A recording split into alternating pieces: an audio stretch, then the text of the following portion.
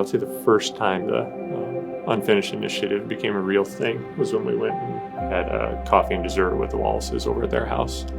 And that was when it really kicked off as far as like, okay, it's time to start wrestling with how is God asking us to surrender our finances to Him, and how is He going to use those?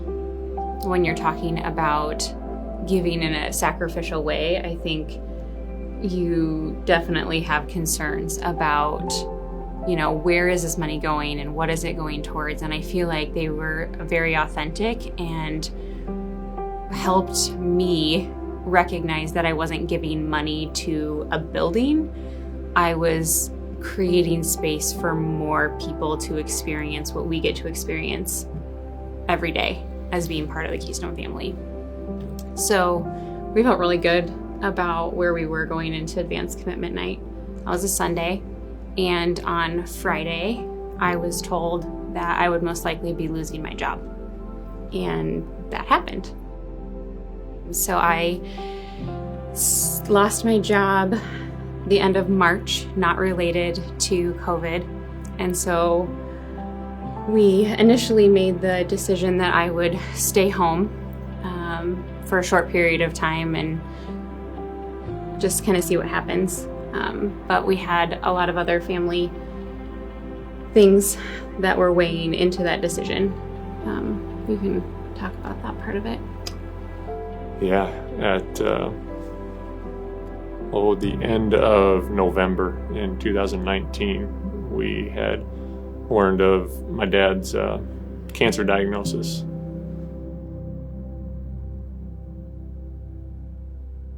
So as we got further into treatment, things weren't going in the direction that we wanted them to. We kind of got into this cycle of Dad getting his immune system weakened, and he was just at this high risk of infection. So the littlest thing, as far as swallowing food wrong, got him into a place where he was needing to go back to the hospital, and he'd be there for a week, 2 weeks at a time. So that cycle continued for a while, and we lost Dad 1st of October this last year.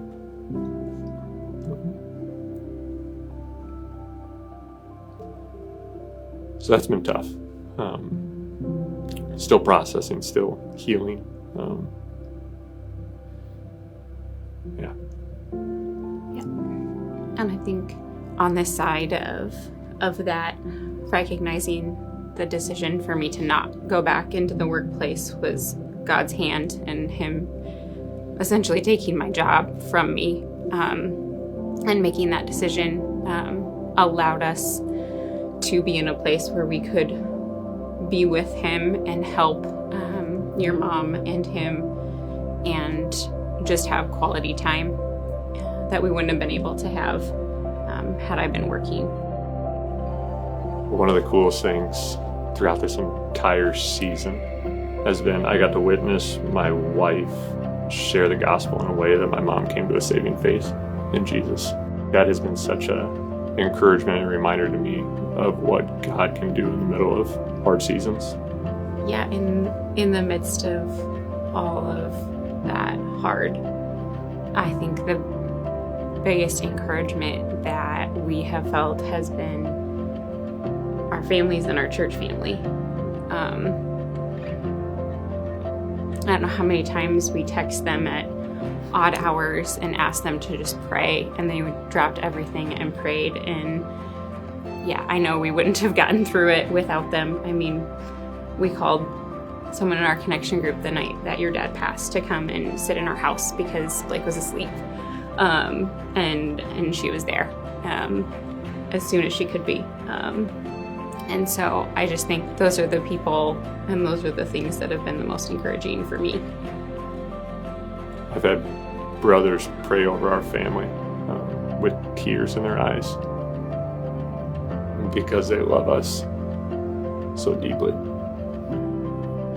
And it's even more special because I know where that love comes from. they know they are loved by Christ, and they want to surround their brothers or sisters with that same type of love. Yeah, and I feel like what I was thinking about with continuing to walk this unfinished journey is that if we can create one more set of chairs for one more family to experience that and have that kind of love poured onto them in seasons of hard or seasons of joy, I just want other people to be able to experience that love of Christ that comes through having a spiritual family.